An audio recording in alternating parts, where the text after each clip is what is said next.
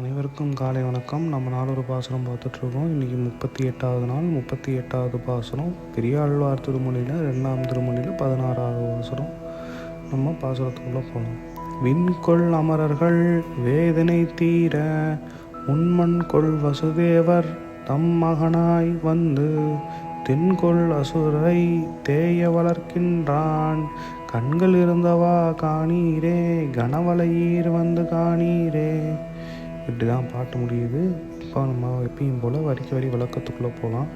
விண்கொள் அமரர்கள் வேதனை தீரமுன் வானுலகில் வாழும் தேவர்களின் துன்பங்களை தீர்ப்பதற்கு முன்பே அப்படின்னு அர்த்தம். மண்கொள் வசுதேவர் தம் மகனாய் வந்து, மண்ணுலகில் வாழும் வசுதேவரின் மகனாக வந்து தின்கொள் அசுரரை தேய வளர்க்கின்றான். தின்ன்றது இங்கே வலிமையை சொல்கிறது.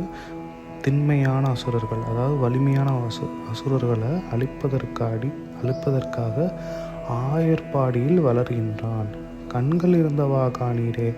கண்கள் இருந்தவா காணீரேனா இத்தனை உரிய நோக்கத்துடன் வளர்ந்து கொண்டிருக்கானை அவனோட கண்களின் அழகை வந்து காணுங்கள் அப்படின்றாரு. யாரை கூப்பிட்றாரு? கனவலையீர் வந்து காணீரே. கனமான வளையல்கள் அணிந்தவர்களே வந்து பாருங்க அப்படின்ற மாதிரி சொல்கிறாரு.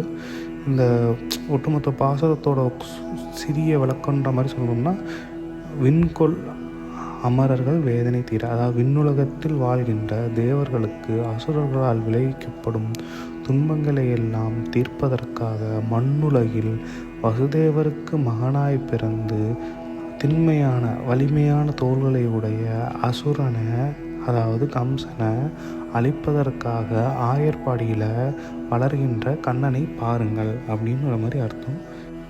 இதான் இன்றைக்கி பாட்டுக்குண்டான விளக்கம். நன்றி. எங்கள் சேனலை சப்போர்ட் பண்ணுங்கள், சப்ஸ்கிரைப் பண்ணுங்கள். பிடிச்சிருந்தால் மற்றவங்களுக்கும் ஷேர் பண்ணுங்கள். ஏதாவது குறை நிறைகள் இருந்தால் கமெண்ட்ஸில் சொல்லுங்கள். தேங்க்யூ.